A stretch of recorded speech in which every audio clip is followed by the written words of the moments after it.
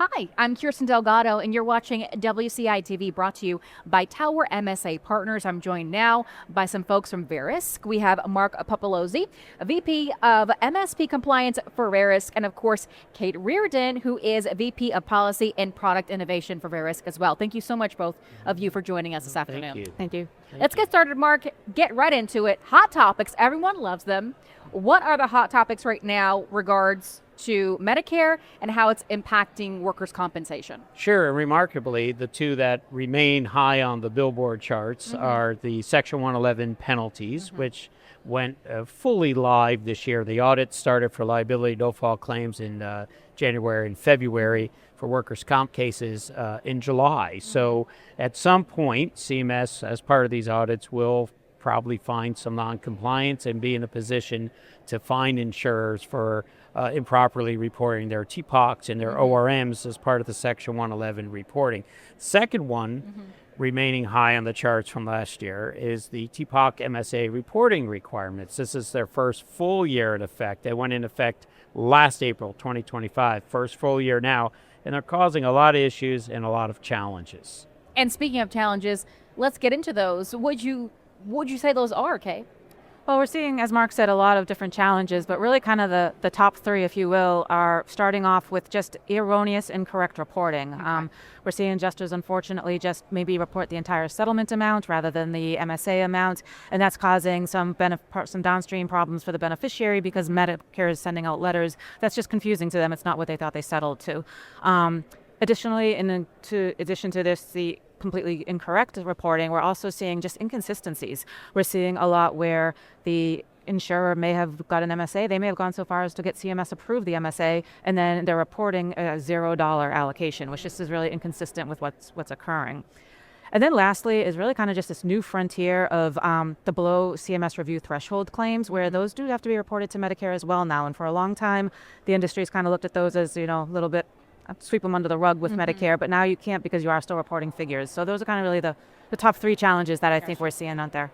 And with every challenge is also an update, right? But then those updates have an impact in terms of practices. Mark, you want to give us some insight to that respect? Sure. What we see still going on, and thankfully so, we still see a lot of insurers doing training on the Section 111 TPOC and ORM reporting requirements and making sure that the TPOCs and the ORMs are being filed timely, which is the whole key to avoid penalties. So we're very happy to see that still going on.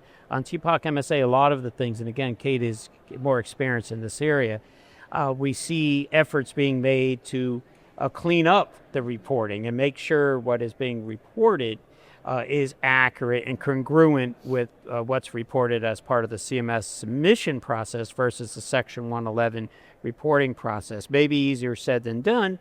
Many insurers looking at ways to streamline and improve from other angles. That's always something that we're looking to do across any industry, is really streamline and improve those practices. What are your insights to that, Kate? Yeah, no, I think a lot of what we're seeing, to Mark's point with the training, is just being able to really step back and take a holistic approach to your compliance processes and really kind of review them soup to nuts. Again, with these new processes also come opportunities. So Verisk has done a really great job of kind of responding to these and bringing forth some opportunities, some workflows that will help our insurer customers be able to identify when is the right time to obtain an MSA, when to get notification that you submitted $0, but we have a CMS approved MSA on file for this amount. Is this really what you mean to be reporting, before you make that erroneous report that's going to have those downstream impacts to the beneficiary? So those are some of the different things that we're kind of seeing the reactions in terms to these new processes. So of course there's current policies and updates, but we're also looking at the future. So as far as CMS goes, what are you guys seeing? What are you thinking? What's the future look like? Right, that's a great question, right? So I can tell you what I'm focused on right now is where the Section 111 penalties will actually head. The audits are going on, who will be the first to be penalized? Are insurers prepping to use the notice and appeal process? Are they familiar with that process? How will that actually work? We have an idea from CMS, but how will it actually work in reality? So these are some of the things that I'm focusing on going forward from CMS angle. When it comes to penalties, that's your focus, but you're looking at things a little bit differently, Kate. Yeah, I'm really interested in kind of what's happening with this data that they're getting, this WCMSA data. We know that they are applying it to Part C and Part D plans. How is that going to look in the future? How does that impact the beneficiaries? I think that's really what it consistently boils down to, is how is this impacting the beneficiaries? And then to Mark's point, what are the data? What are the trends? What is CMS going to kind of give us the insights into what they're doing with this? So it'll be interesting to kind of see, once they've got these processes under their belt, what they're doing with those responses.